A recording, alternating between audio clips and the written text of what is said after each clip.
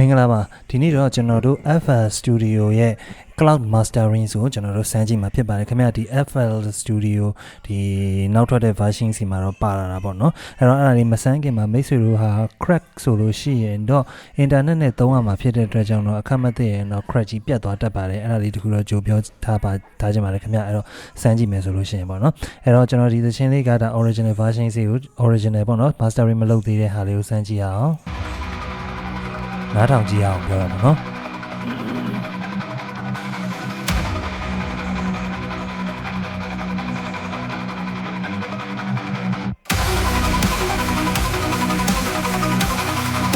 โอเคပေါ့နော်ဒီဟာကိုကျွန်တော် master လုပ်မယ်เนาะ master မုတ်မယ်ပေါ့နော်အဲ့တော့ FL Cloud အဓိကတော့ကျွန်တော် FL Cloud ကိုကျွန်တော်စမ်းတာပေါ့ဗျာ Cloud Mastering ကိုစမ်းတာပေါ့အဲ့တော့ export လုပ်မယ်နော်အရင်ဆုံး file နဲ့သွားပြီးတော့ကျွန်တော် export ဆိုတာနှိပ်မယ် export မှာဒီမှာ master ရှိတယ် master ကိုကျွန်တော်တို့နှိပ်လိုက်မယ်နှိပ်ပြီးသွားရင်ဒီမှာတော့ကျွန်တော်နာမည်ပေးမှာပေါ့ဗျာ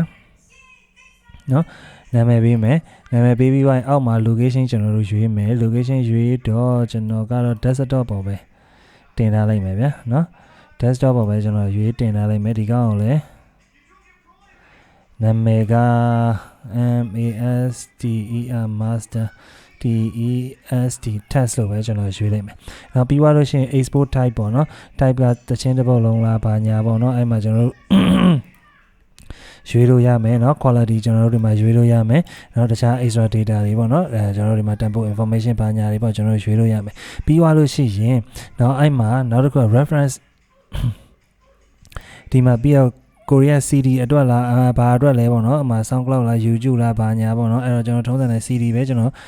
ရွေးထားလိုက်မယ်เนาะရွေးထားပြီးသွားလို့ရှိရင်ဒီမှာ LUFS ကတော့ကိုယ့်ဘာနဲ့ကိုပေးလို့ရတယ်ဗျာဥပမာကျွန်တော် SoundCloud ဆိုရင် SoundCloud ဆို LUFS ကတစ်မျိုးဖြစ်သွားမှာ Spotify ဆို Spotify အတွက်ကတစ်မျိုးဖြစ်သွားတာပေါ့နော်ထားလိုက်တော့ Okay အဲ့တော့ပြီးသွားရင်ဒီအပေါ် automatic ပဲကျွန်တော်တို့ထားကြည့်လိုက်မယ်အောက်ကဟာကကြိုက်တာရွေးပါဗျာ automatic မထားတဲ့ကိုယ်သချင်းအမျိုးအစားပုံမူတည်ပြီးတော့ကျွန်တော်တို့ရွေးလို့ရမယ်ဗျာနော်ဟုတ်လားအဲ့တော့ကျွန်တော်ကတော့ဒီမှာ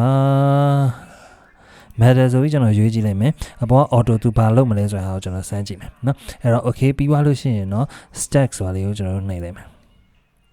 stack ဆိုတော့ထုံးစံတိုင်းမှာသူ run နေလိမ့်မယ်။နော်မိတ်ဆွေတို့ရဲ့ connections ပေါ့နော် connection တချင်းရဲ့အခြေအနေပေါ်မူတည်ပြီးတော့သူကနည်းနည်းတော့ကြာကောင်းကြာနိုင်တာပေါ့နော်။အဲ့မှာကျွန်တော်စဆုံးကပြောသလိုပဲပေါ့နော်တကယ်လို့ကိုကcrack ဖြစ်နေတယ်ကို crack က internet သုံးလို့မရနိုင်ဘူးဆိုရင်တော့လေစမ်းမကြည့်နဲ့ပေါ့နော်စမ်းကြည့်လို့ရှိရင်တော့အခါမသိရင်ခုနကပြောသလိုကျွန်တော်တို့ဒီကိုယ့်ရဲ့ crack version ပြတ်သွားတတ်တယ်ဗျအဲ့ဒါတခုတော့ရှိတတ်တာပေါ့အဲ့ဒါကရှိရတကယ်လို့အဲ့ဒါလည်းမသုံးချင်ဘူးဆိုလို့ရှိရင်တော့တခြားပေါ့နော်ဟို master ချလို့ရတဲ့ software တွေရှိရကိုယ့်ဘက်ကို FL ရဲ့ plugin တွေနဲ့ချခြင်းနဲ့ချလို့ရတယ်အဲ့လိုမှမဟုတ်ဘူးဆိုလို့ရှိရင်တော့အလွယ်ဆုံးချခြင်းအိုးဆုံးရှိတယ်နော်အိုးဆုံးနဲ့ master ချကြည့်လို့ရမှာဖြစ်ပါတယ်အဲ့တော့ okay ပြီးသွားပြီပြီးသွားတော့သူကကျွန်တော်တို့ပထမ automatic မှာဆိုရင်ဘာလုပ်ပေးထားလဲဆိုတော့ drum and bass ဆိုပြီးကျွန်တော်လုပ်ပေးထားဖြစ်နေရပါတော့အောက်ကတော့ကျွန်တော် matter အဲ့တော့အဲ့ဒါလေးကိုကျွန်တော်နားထောင်ကြည့်အောင်ရင်ဆို original ပေါ့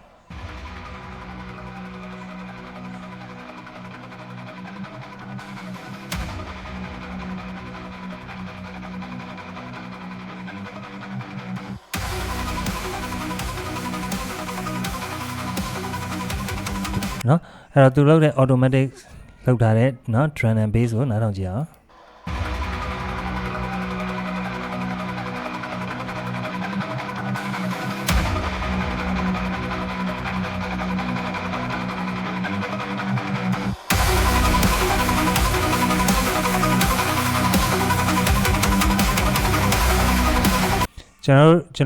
ကျွန်တော်ဒီ type ကိုရွေးထားတဲ့ matter ကြီးကိုနားထောင်ကြည့်အောင်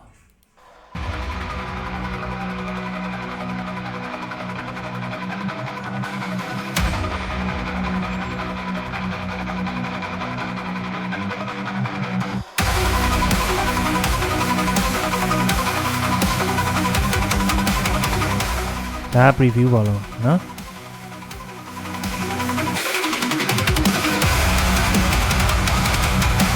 Okay အဲ့မှာကြိုက်တယ်ဆိုလို့ရှိရင်ကိုကဘယ်ဟာကြိုက်လဲကြိုက်တဲ့ဟာကိုကျွန်တော်တို့ select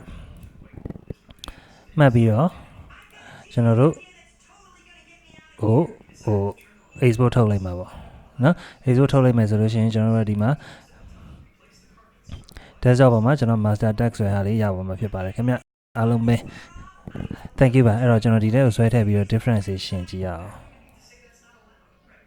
sorry အဲ့ဒါ before အပေါ်က before mastering အောက်က after mastering ဖြစ်ပါတယ်ခင်ဗျအားလုံးပဲ thank you ပါ